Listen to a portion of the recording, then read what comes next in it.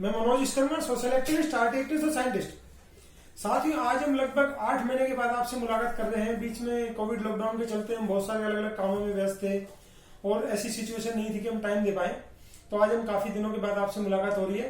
आज हमारे साथ एडवोकेट अश्वनी तिवारी जी हैं। वो आपको बताएंगे FIR क्या होती है, FIR कैसे दर्ज करवाई जाती है, क्या क्या दिक्कतें आती है और उन दिक्कतों का समाधान क्या है। क्योंकि एक आम आदमी के सबसे बड़ी दिक्कत क्या होती है, FIR दर्ज करवाना ही होता है। अगर वो एक बार प्रोसेस में आ गई तो फिर सारे काम लीगल उसमें आ जाते हैं। तो ये एक सबसे बड़ी अड़चन होती है। अगर आम आदमी जो इसको सीख ले कि कैसे समाधान करना, क्या प्रॉब्लम आती है, तो ये आपको कहीं ना कहीं बहुत जगह मदद करती रहेगी।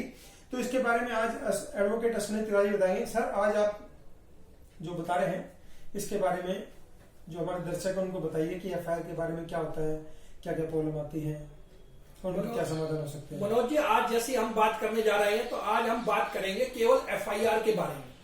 आम धारणा लोगों की ये रही है कि FIR दर्ज करा दी।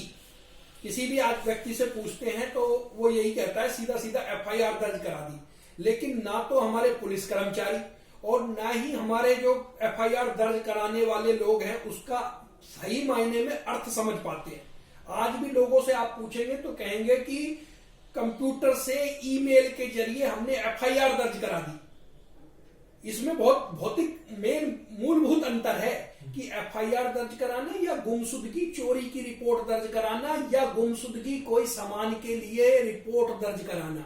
एक होती है DDR जो अक्सर आप दर्ज कराते हैं, जैसे मेरा मोबाइल खो गया, मेरा सिम खो गया, मेरा पासपोर्ट खो गए, मेरे कोई आइटम्स खो गए, जरूरी वैल्यूएबल आइटम्स खो गए, गुमशुदगी। उसमें होती है DDR, डेली डायरी रिपोर्ट। ये कौन रखता है? ये पुलिस वालों के पास होती है जो डेली रोजनामचा कहलाता है। हिंदी में कहते हैं रोजनामचा एंट्री। तो उसमें गुमशुदगी संबंधित रिपोर्ट दर्ज कराई जाती है। ऑनलाइन जो दर्ज कराई जाती है तो आप हरियाणा पुलिस का जहां तक मैं बात करूं हर समय पोर्टल पर, तो ये DDR दर्ज कराई जाती है।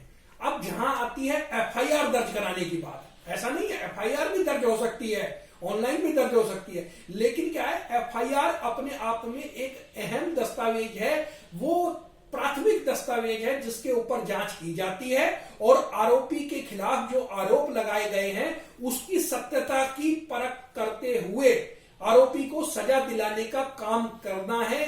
यह काम प्रथम जो दस्तावेज है, प्राथमिक जो डॉक्यूमेंट्स है, वो FIR कहलाता है। FIR का मतलब ही यही है। फिर फर्स्ट इंफॉर्मेशन रिपोर्ट।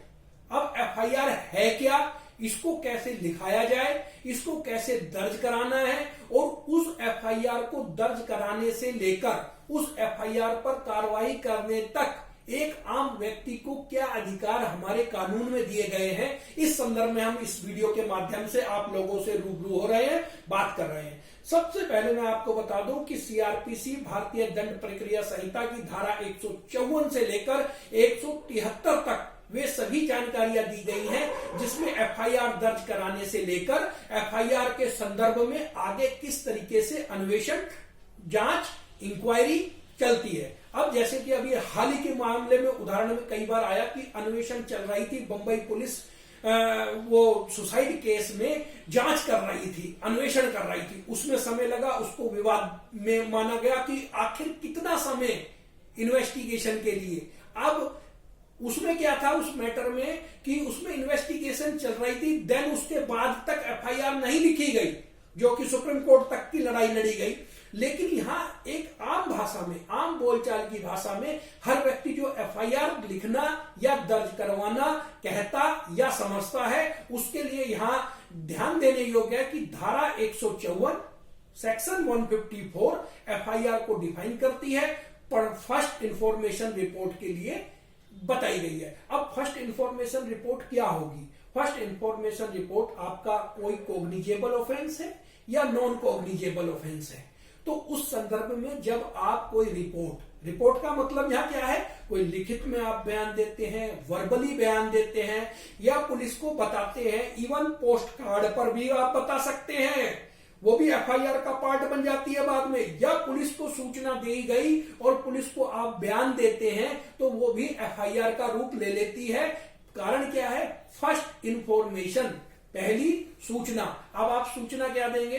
अब सूचना यदि किसी भी थाने के भार साधक अधिकारी मीनिंग यहाँ स्पष्ट है, भार साधक अधिकारी जो भी थाने का इंचार्ज है, एक जो हेड कांस्टेबल जो रिपोर्ट दर्ज करता है वो भी इंचार्ज है, थाने के अधीन आता है, तो वो आपके बयान अंकित करेगा कि आपने क्या कहना है, कौन सा अपराध हुआ है, उस संदर्भ में आप सारी बातें आपकी लिखेंगे। यहाँ कानून की जानकारी कोई जरूरत नहीं है, जो आपके साथ आप बीती हुई है आप उसको अक्षर से लिखेंगे, शब्दबद्ध करेंगे, या खुद लिख करके देंगे, साइन करेंगे, या पुलिस वाला लिखता है तो वो आपसे साइन करवाएगा।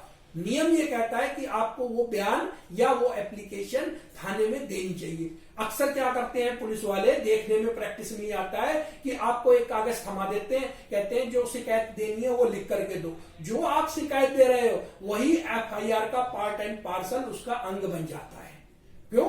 एफआईआर लिखने का जो प्रोसेस है आजकल हमारे यहाँ कंप्यूटराइज हो गया है, तो सारी चीज कंप्यूटर पे लिखी जाती है। वो लिखने वाला वहीं का जो भार साधक अधिकारी होगा वो लिखेगा। अब इसमें दो बातें आपके लिए ध्यान करने योग्य है कि किस तरीके से एफआईआर लिखने के बाद इन्वेस्टिगेशन चलेगी, क्योंकि मौलिक डॉक्यूमेंट्स जो हमारा नीचे का बेस है वो डॉक्यूमेंट्स है एफआईआर। एफआईआर दर्ज हो गई तो उससे जांच अधिकारी या जो संबंधित थाने का अधिकारी है वह यह ज्ञात करेगा कि यह अपराध जो आरोप लगाए गए हैं वो संज्ञेय कोग्निजेबल ऑफेंस है या नॉन कोग्निजेबल ऑफेंस है।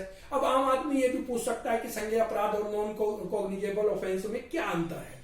तो यहां आपको समझ लेना चाहिए कि नॉन बेलेबल ऑफेंस या अजमानतीय अपराध है, उसमें स्पष्ट है कि उसमें पुलिस अरेस्ट आपको बिना वारंट के नहीं कर सकती। यहां स्पष्ट है कि पुलिस वारंट कोर्ट से लेगी तब आपको अरेस्ट करेगी। और जो संज्ञेय अपराध हैं, जो ऐसे अपराध हैं जो संज्ञेय हैं, संज्ञेय मीन्स कि बिना वारंट के पुलिस आपको गिरफ्तार कर सकती है। ये आईपीसी में दिया गया है, स्पेसिफिक सीआरपीसी में दिया गया है। अच्छा, अब उसके बाद वो अरेस्ट कर सकते हैं। इसलिए एफआईआर लिखाने का अहम कारण यही होता है कि उससे पहले यह पता चलती है कि संज्ञेय अपराध है या असंज्ञेय अपराध है।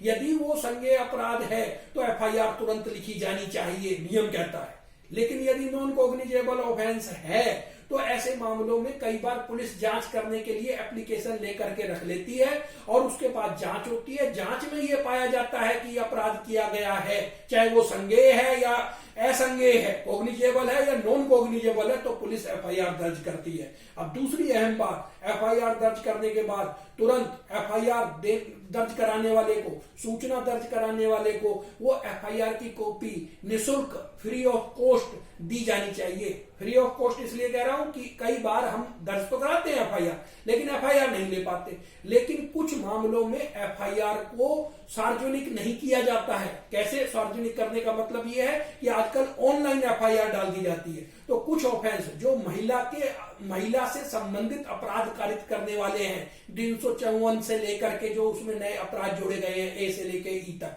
डी तक, तो उसमें क्या होता है, उस मामलों को एफआईआर सार्वजनिक नहीं की जाती क्योंकि वो महिलाओं के मान सम्मान की बात होती है, इसलिए उनको सार्वजनिक नहीं किया जाता। उसकी कॉपी केवल शिकायतकर्ता को दी जाती है। तो यहां ध्यान रखने योग्य बात है, आप जो भी एफआईआर या जो भी शिकायत पुलिस में देते हैं तो आप उसकी रिसीविंग लेंगे। यदि वो रिसीविंग नहीं देता है तो एफआईआर की सर्टिफाइड कॉपी आपको मोहर लगा करके थाने का भार साधक अधिकारी देगा। तो ये जानकारी एफआईआर के लिए बहुत महत्वपूर्ण है। एफआईआर में क्या लिखना है, आपको ये ध्यान रखना है कि जो आरोप आपके साथ कारित किया गया है, सबसे पहले किस दिन किस समय क्या घटित हुआ, किसने घटित किया, यानी कि 5 के जो है क्या, किसने, कब, कहां और कैसे, इस चीज को आपका उल्लेख करना बहुत जरूरी है, ताकि उससे अपराध की परिभाषा जो निकल के आएगी या अपराध जो बनेगा उस हिसाब से सेक्शन में उस संबंधित आरोपी को जो बाद में दोषी सिद्ध होगा उसे सजा दी जा सकती है। तो दोस्तों, ये जानकारी हमने आपको एफआईआर के लिए दी है और आगे भी हम आपको जानकारी इसी चैनल के माध्यम से, वीडियो के माध्यम से आपको देते रहेंगे। अब इससे आगे की जो जानकारी मिलेगी वो एफआईआर से आगे की जानकारी है जो आप हमारे अगले वीडियो में देख पाएंगे। तो साथियों, ये बहुत अहम जानकारी है कि बहुत पढ़े लिखे लोग होते हैं, उनको ये छोटी छोटी बेसिक चीजें नहीं पता होता। तिवारी जी ने आज आपके एफआईआर के बारे में बेसिक्स बताया है। कुछ नॉलेज इस वीडियो में दी है, कुछ नॉलेज हम अगले वीडियो में बात करेंगे, ताकि आपको एक एक टॉपिक उससे रिलेटेड चीजें उसकी जानकारी हो जाए। और एक आम आदमी को ये जानकारी हो जाती है तो वो किसी भी तरीके से अपने